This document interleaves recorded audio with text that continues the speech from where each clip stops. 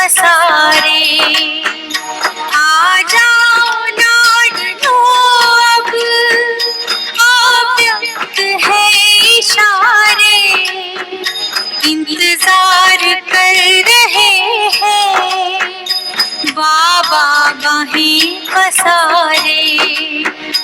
आ जाओ लाडलो अब।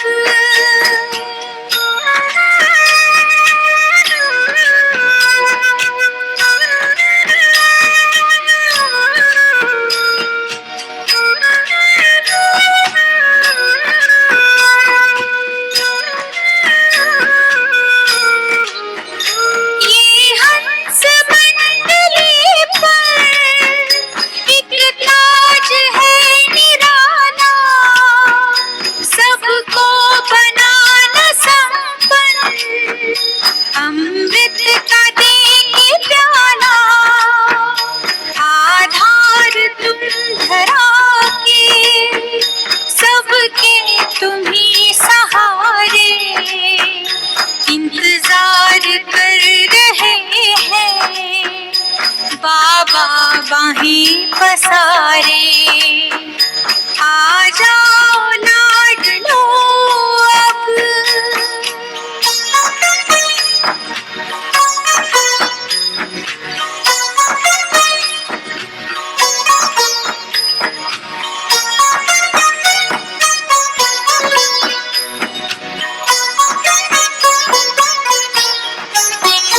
पवित्रता तुम्हारी संसार जगमगाए, फरिश्तों की झलक से सब दिव्य ज्ञान पाए। सूक्ष्म बटन सजाओ, धरती के तुम सितारे, इंतजार कर रहे हैं बाबा बाहें पसारे। आ जाओ लाडलो अब।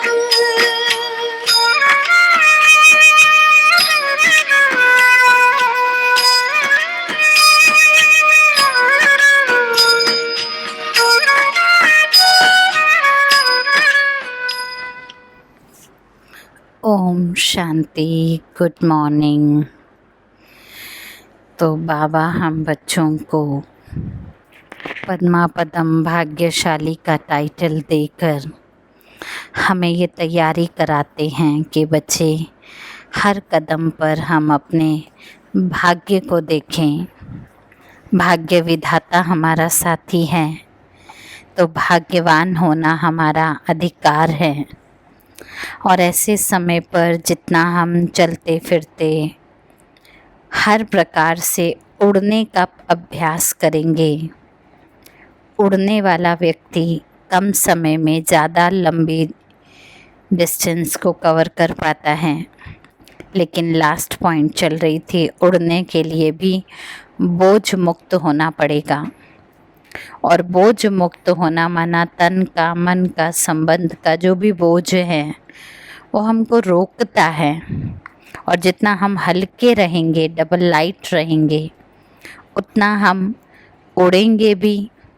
और फिर अपना जन्म जन्मांतर का जो भाग्य हमें वर्षे के अधिकार के रूप में मिला है, उसके अधिकारी भी हम बन सकेंगे। बाबा आगे सुना रहे हैं, सदा अपने भाग्य को स्मृति में रखने से भाग्य विधाता बाप स्वतः ही याद आएगा। वस्तु को देखकर वस्तु देने वाला याद आता है। ये तो अविनाशी भाग्य है।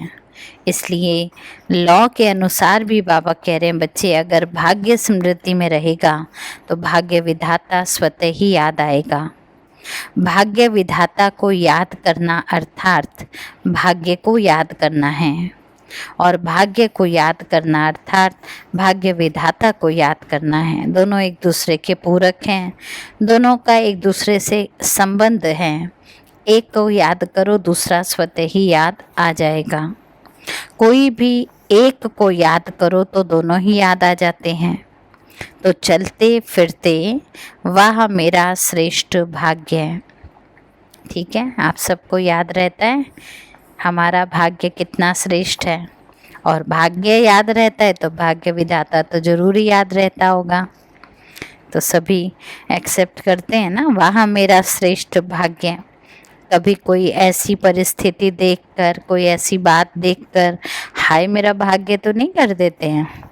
इसलिए बाबा पूछ रहे हैं और याद भी दिला रहे हैं, बच्चे चलते फिरते वह मेरा श्रेष्ठ भाग्य जो संकल्प में भी नहीं था लेकिन साकार स्वरूप में प्राप्त कर रहे हैं। इतना सहज भाग्य और प्राप्त कितना सहज हो गया। आप सोचिए, भाग्य भी सहज और भाग्य को प्राप्त करना भी कितना सहज हो गया।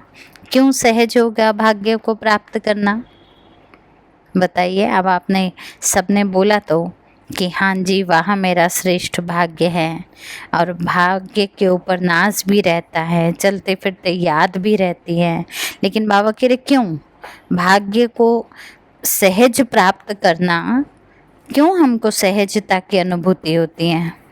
सबसे इम्पॉर्टेंट बात ये जानने की है कि क्या सच में मेरा भाग्य सहज है और उसको प्राप्त करने में मुझे बिल्कुल मेहनत नहीं लगी, या लग रही है मेहनत, या कर रहे हैं अभी। चेक करना है क्यों ये भाग्य सहज है। किसी भी महान आत्मा के पास जाते हैं तो हद की प्राप्ति के लिए जाते हैं। महात्माओं के पास जाते हैं ना दर्शन करने, इतना तक कि आप सोचिए मंदिरों में भी जाते हैं तो भी अंदर से एक आश होती है, यहाँ पर मन्नत पूरी होती है, यहाँ पर फलानी चीज़ पूरी होती है, बस महत्व बता दो, देखो भावना तैयार हो जाती है। तो बाबा कह रहे महात्मा के पास भी जाते हैं तो हद की प्राप्ति के लिए, चाहे बच्चा चाहिए, चाहे धन चाहिए, चाहे तन की तंदुरुस्ती चाहिए, तो एक प्राप्ति के लिए भी कितनी मेहनत करते हैं। आप देखो कितनी सीढ़ियाँ चढ़ चढ़ कर जाते हैं, मन्नत मांगते हैं, जो कितने व्रत रखते हैं, तब जाकर उद्यापन करते, तब जाकर मन्नत पूरी होती है। यहाँ भी बाबा कह रहे हैं यहाँ प्राप्ति करना सहज क्यों हो गया। आपको क्या मेहनत करनी पड़ी तो सहज क्यों हो गया, क्योंकि भाग्य विधाता ही मेरा हो गया ना। हमने तो सिर्फ क्या किया, मेन सोर्स को अपना बना लिया, तो सब कुछ हमारा ही हो गया है ना। मेरा बाबा है तो नेचुरल है, बता ही रहे हैं। तो बाबा कह रहे हैं आपको क्या करना पड़ा, यहाँ मेहनत करनी पड़ी, हाँ जी या ना जी, मेहनत करनी पड़ी यहाँ बाबा के पास। बाबा मेरा, बस मेरा बाबा कहा तो भाग्य हमारा हो गया, भाग्य विधाता हमारा हो गया। बिना मेहनत के भी जो कर रहे हैं वो तो एक हमारा पुरुषार्थ है, लेकिन मेहनत माना कोई मुशक्क़त तो नहीं लग रही है ना एक्स्ट्रा कुछ भी। तो इस भाव से बाबा कह रहे हैं मेहनत करनी पड़ी, या आँख खुली, तीसरा नेत्र खुला और क्या देखा, भाग्य का नज़ारा देखा।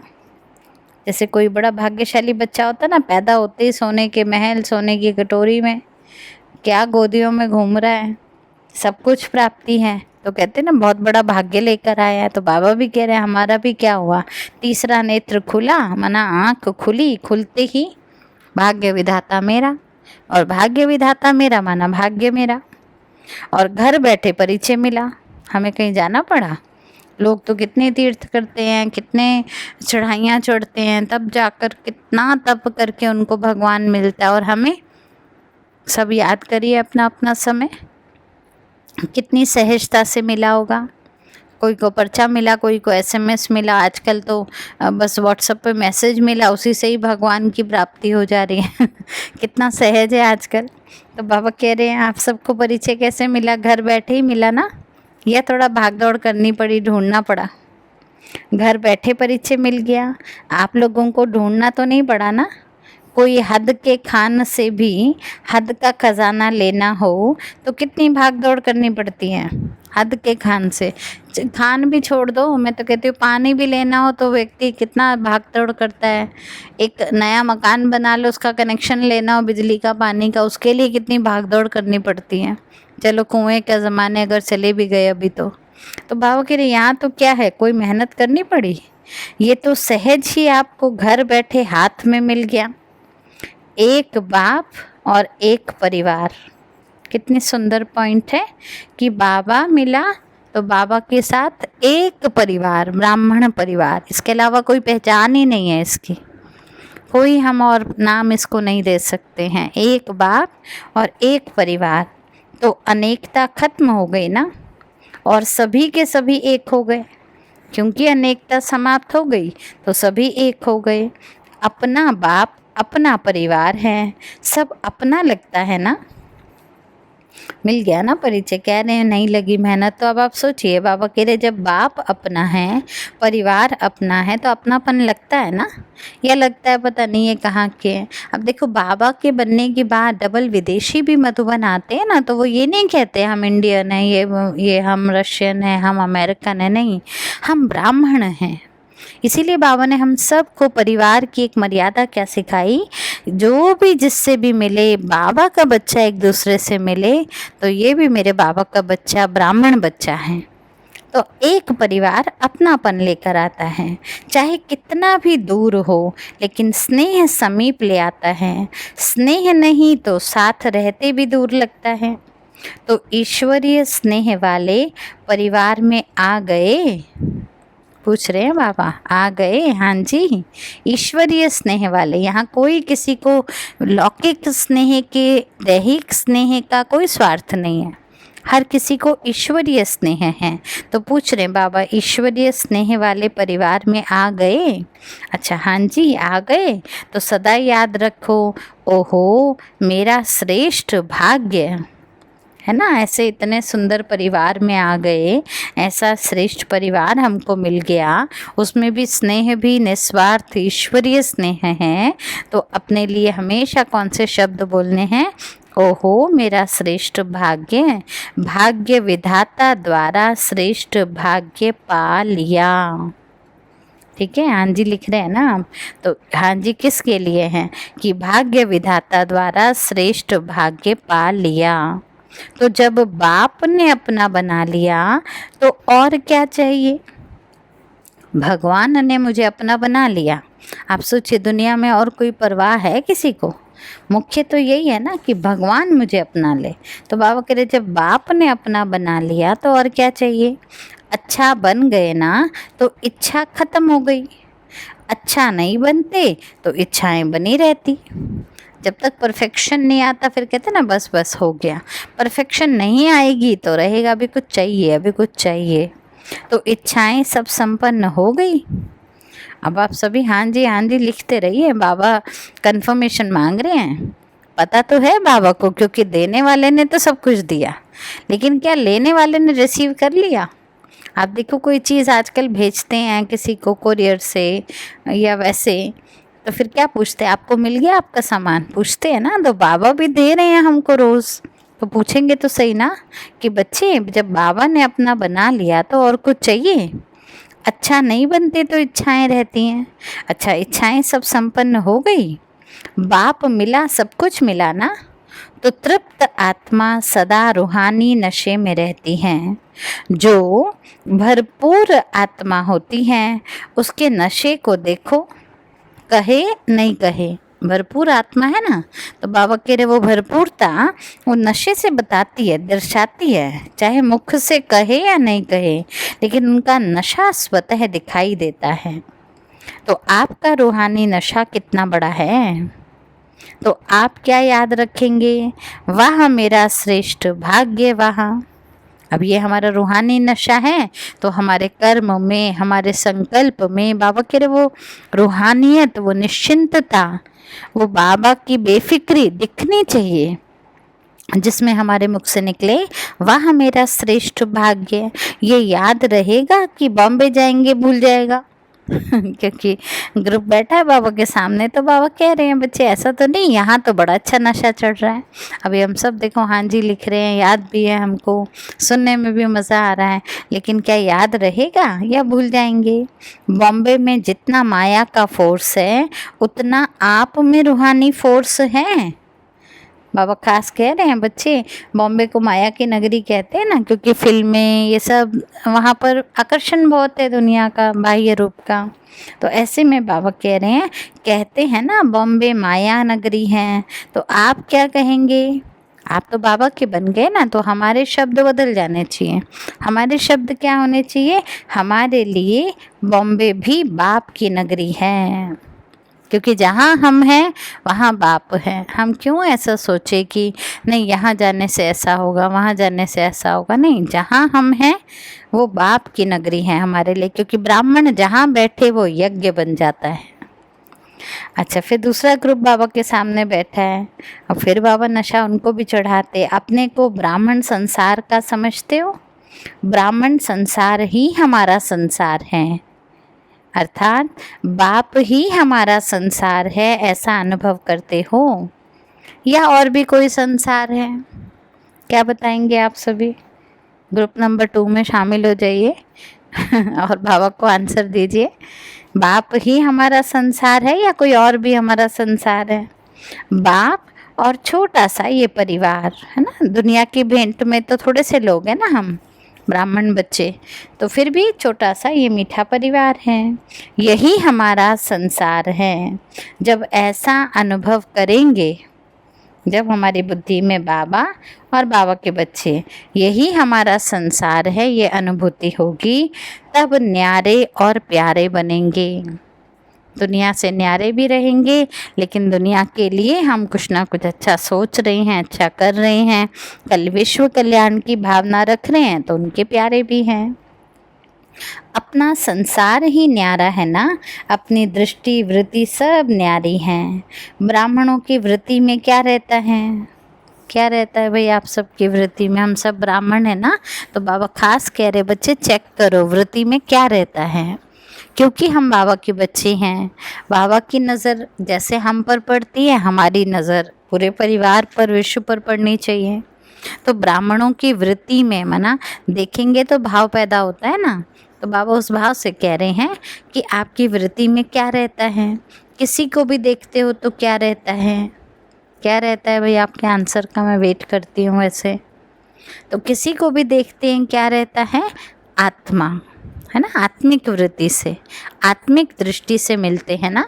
जैसी दृष्टि वैसी सृष्टि हो जाती है। अगर वृत्ति और दृष्टि में आत्मिक दृष्टि है तो सृष्टि कैसी लगेगी? आत्माओं की सृष्टि कितनी बढ़िया होगी। शरीर को देखते भी आत्मा को देखेंगे।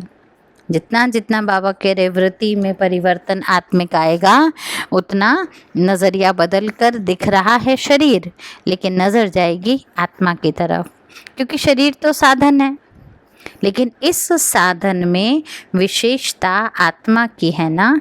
आत्मा निकल जाती है तो शरीर के साधन की क्या वैल्यू? सारा खेल ही आत्मा का है। बाबा कह रहे अगर आत्मा निकल जाए तो शरीर के साधन की क्या वैल्यू? आत्मा नहीं है तो देखने से भी डर लगता है ना। वैसे मृतक शरीर को देखो तो कहेंगे नहीं, डेड बॉडी है, हटाओ, मुझे देखने में डर लगता है। और स्किन भी उतर जाए, कंकाल रह जाए तो और ज़्यादा डर लगता है। तो बाबा कह रहे सारा खेल, सारी ब्यूटी और देखने लायक बनाने वाली शरीर को क्या है? हड्डी मांस थोड़ी ना है, हड्डी मांस का मांसपेशियों का पुतला थोड़ी ना है, लेकिन सारा खेल आत्मा का है। तो विशेषता किसकी हुई? आत्मा की हुई। प्यारी भी कौन लगी? आत्मा लगी। तो ब्राह्मणों के संसार में, अब ये भी बहुत इम्पोर्टेंट पॉइंट है समझना, खाली आत्मा को देख नहीं सकते है ना, वो भी भय का रूप है, और खाली शरीर भी नहीं है। तो ये ब्यूटी है, ये दोनों का आपस में जो तालमेल है बहुत सुंदर है। तो ब्राह्मणों के संसार में स्वतः ही चलते फिरते आत्मिक दृष्टि, आत्मिक वृत्ति है, इसलिए कोई दुख का नाम निशान नहीं, क्योंकि दुख होता है शरीर के भान से। दुख होता है तो बाबा कह रहे किससे? शरीर के भान से। अगर शरीर भान को भूल कर आत्मिक स्वरूप में रहते हैं तो सदा सुख ही सुख है। शरीर का भान भूल जाए और सिर्फ आत्मा ही स्मृति में रहे तो बाबा कह रहे फिर क्या होगा? सुख ही सुख होगा, सुखदाई सुखमय जीवन। क्योंकि बाप को कहते ही हैं सुख का दाता। बाबा है ही कौन? सुख का दाता। तो सुख दाता द्वारा सर्व सुखों का वर्षा मिल गया। पूछ रहे हैं बाबा, सुख का दाता मैं हूँ, तो सुख का दाता से जब हमारा संपर्क हो गया और वो भी बाप और बच्चे के रूप में हो गया, तो क्या सर्व सुखों का वर्षा हमें मिल गया? क्या कहेंगे, मिल गया? हाँ जी। अच्छा, वर्षा कैसे मिलता है? कितना सहज बाबा करके हमको बता रहे हैं। माँ बाप कहा और वर्षा मिला। कितने सुंदर पॉइंट है। यहाँ से हमने बोला माँ बाप यानी माता पिता माना, तो प्रॉपर्टी सारी वर्षे के रूप में हमारी हो गई। तो सुख की शैया पर सोने वाले हो ना, क्योंकि बाबा ने हम बच्चों को अपना बनाकर सारे वर्षे का अधिकार दे दिया। तो सुख की शैया पर सोने वाले हैं। चाहे स्थूल में बिस्तर पर सोते हो, लेकिन मन कहाँ सोता है? मन कहाँ सोता है? मन में कितने सुंदर विचार, भाग्य की स्मृति, भाग्य विधाता की स्मृति, भविष्य राजधानी की स्मृति। तो सुख की शैया पर ही तो सोया है ना। तो पूछ रहे हैं बाबा, मन किस पर सोता है? किस पर सोता है? चलते फिरते क्या लगता है? सुख ही सुख लगता है या दुख लगता है? कितना सुंदर बाबा ने कल वरदान में भी बोला कि बच्चे, हमें कोई भी परिस्थिति में संकल्प हलचल वाले, उलझन वाले नहीं चलाने। देखने का ही तो नज़रिया है ना ये। दुख दुख दुख बोलेंगे दुख दिखाई देगा, सुख बोलेंगे सुख दिखाई देगा। तो संसार ही सुखमय है, सुख ही सुख दिखाई देगा ना। दुख धाम को तो छोड़ दिया, अभी भी दुख धाम में रहते हो या कभी कभी चक्कर लगाने चले जाते हो? भाई बहुत सुख हो गया, कहते ना कई बार, बहुत मीठा हो गया, कुछ मिर्ची खिलाओ, कुछ नमकीन खिलाओ। तो कहीं इस रावण राज्य की आदत तो ऐसी नहीं पड़ गई जो सुख ही सुख का चिंतन मंथन वर्णन करते कहते छोड़ो थोड़ा दुख दिखाओ भाई, थोड़ा दुख में रह कर आए, चक्कर लगा कर आए। बाबा कह रहे ऐसा क्या होता है? ऐसा तो नहीं आता मन में। दुख धाम से किनारा कर दिया, संगम पर आ गए ना। अभी संगम युगी हो या कलयुगी हो, स्वप्न में भी दुख धाम में नहीं जा सकते। देख लो, अलाउड नहीं है। बाबा कह रहे स्वप्न में भी दुख धाम में नहीं जा सकते। क्यों नहीं जा सकते? क्योंकि जीवन नया है। नया हो गया ना, पुराने में थोड़ी आ सकते हैं। कोई मर कर बच्चा बन जाए और फिर कहीं मैं वापस उसी पुराने बूढ़े शरीर में चलूं, कैसे होगा? युग भी बदल गया, जीवन भी बदल गया। तो अभी संगम युगी श्रेष्ठ ब्राह्मण आत्माएं हैं, इसी नशे में सदा रहो। सुखमय संसार में रहने वाले सुख स्वरूप आत्माएं, दुख तो 63 जन्म देख लिया, अभी संगम पर अतीन्द्रिय सुख के झूले में झूलने वाले हैं ना। बाहर का सुख नहीं, पक्का करा रहे हैं बाबा। ये नहीं कि हाँ बाहर से मुझे सब कुछ अच्छा अच्छा मिल रहा है तो वो अतीन्द्रिय सुख है, नहीं। बाहर का सुख नहीं, अति इंद्रिय सुख। विनाशी सुख तो कलयुगी आत्माओं के लिए है। चेक करिएगा, ब्राह्मण का टाइटल लिया है तो बाबा यहाँ बोल रहे हैं विनाशी सुख कलयुगी आत्माओं के लिए। आपको तो अतीन्द्रिय सुख मिला है। अगर इंद्रियों का सुख है तो इंद्रियां तो खुद ही विनाशी हैं, तो सुख भी कैसा होगा? कैसा होगा? विनाशी होगा ना। तो कभी भी ये संकल्प नहीं आ सकता फलाने ने मुझे बहुत दुख दे दिया, फलाना बहुत दुखी करता है, ये संकल्प भी नहीं कर सकते। क्यों नहीं कर सकते? सुनिए, बाबा कह रहे क्योंकि अगर किसी ने दुख दिया, आपने क्यों लिया? बाबा तो हमारा चेकिंग कह रहे हैं, किसी का पॉइंट नहीं करना मुझे, मेरे को खुद को देखना है। देने वाले ने दे दिया, आपने नहीं लिया तो चीज़ उसी के पास रह गई ना, आपको तो नहीं मिला। अच्छा, लेते क्यों हो? फिर पूछ रहे बाबा, जो कहते हैं, जो भी कहते हैं मेरे को बहुत दुखी किया, ये बहुत दुख देने वाला है, ब्राह्मणों के ये बोल हो नहीं सकते। ऐसे बोल कभी बोलते हो? पूछ रहे हैं। माताएं कभी बोलती हैं बहू ने बहुत दुख दिया, तंग किया, बहू कहे सास ने बहुत दुख दिया, ननद ने बहुत दुख दिया। विनाशी रिश्ते पता तो है ना, बाबा को भी ऊपर बैठे देखते हैं। ऐसे तो नहीं कहते हो। अभी भाषा परिवर्तित हो गई। अच्छा, लेने वाले लेंगे ही नहीं तो कहाँ जाएगा? आएगा क्या आपके पास? उसी के पास रह जाएगा। तो बाप दादा ने क्या पक्का कराया था? याद रखिएगा आज का मंत्र, ना दुख दो ना दुख लो।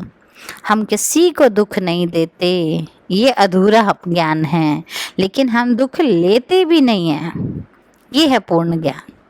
तो जब ना देंगे ना लेंगे तो अतीन्द्रिय सुख रहेगा। अतीन्द्रिय सुख की परिभाषा सुन लीजिए।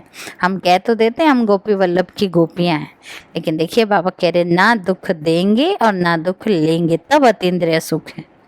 देने वाला किचड़ा ले तो लोगे क्या? दुख अच्छा है या बुरा है? जब है ही बुरी चीज़ तो लेते क्यों हो? अच्छा वो दे देता है, मजबूरी से ले लेते हो इसलिए। मान रखने के लिए क्या कर उसने दिया था। तो बाबा कह रहे कोई अगर मजबूरी से किचड़ा फेंक कर जाए, प्रैक्टिकल देखो बाबा बता रहे, ले लेंगे क्या? रखेंगे क्या? जमा करेंगे क्या? जबरदस्ती कोई देगा तो ख़त्म कर दो, रखती क्यों हो? चलो कोई छोड़ के चला गया, आपको पता ही नहीं पड़ा, छोड़ दो ना, ख़त्म करो, धारण क्यों करते हो? सुनिए, ब्राह्मण अर्थात सदा सुखी, सदा सुख देने वाला। ब्राह्मणों का काम है सुख देना, सुख लेना, सदा सुख के झूले में झूलना। बाबा कहते हैं बच्चे सदा बाप के साथ झूले में झूलते रहो, यही भक्ति का फल है। भक्ति में भी क्या करते, कृष्ण जी को झुलाते रहते हैं ना, खुश होते रहते हैं। बाबा कह रहे सिर्फ झुलाओ नहीं, बाप के साथ झूले में झूलते रहो। सदा रॉयल फैमिली वाले हो ना, रॉयल फैमिली वाले गलीचों में चलते हैं, मिट्टी में नहीं, झूले में झूलते हैं, नीचे नहीं आते। तो ये देह भी तो मिट्टी है, और देह बाहर नीचे आना माना मिट्टी में पैर रखना।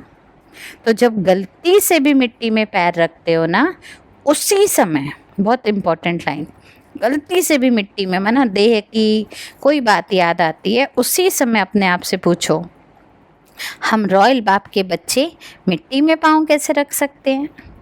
माँ बाप के जो लाडले बच्चे होते हैं ना, लाडले, उनको तो गोदी से भी नहीं उतारते, वो गोदी में ही खेलता रहता है, नीचे नहीं रखेंगे। तो आप कौन हो?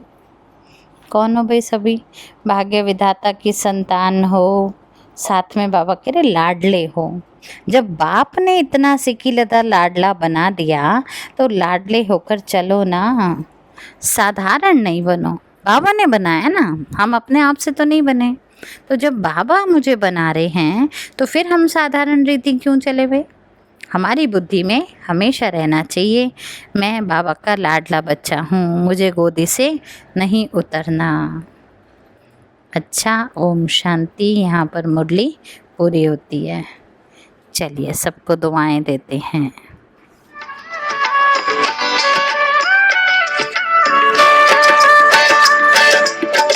दिल से देते चलो दुआएं, सबका भला हो, सब सुख पाए।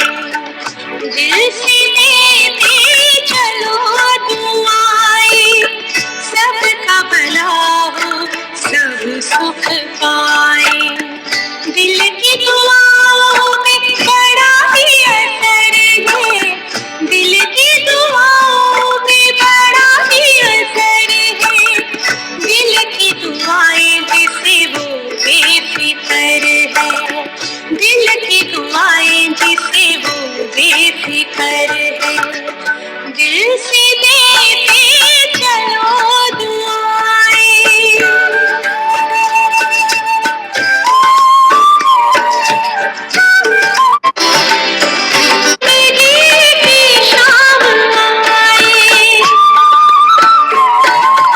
हमेशा करती मदद दुआएं, चाहे जिंदगी की शाम आए। जहाँ चले ना मुमकिन से, वहाँ दुआ ही तो काम आए। पिघला देती ये पत्थर है, पिघला देती ये पत्थर है, जिंदा कर देती अक्सर है, जिंदा कर देती अक्सर है। दिल से देते चलो दुआएं। ओम शांति। तो कितनी सुंदर रीति, ब्राह्मणों की मर्यादा भी बता दी, ब्राह्मण की परिभाषा भी बता दी।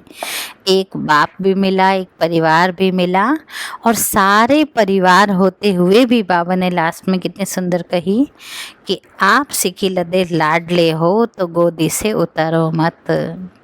तो आज सारा दिन बाबा की गोदी में रहिएगा, देवान की मिट्टी में पैर मत रखिएगा। कोई आपको कीचड़ दे, लेकिन आपको लेना ना लेना ये आपकी चॉइस है, ठीक है।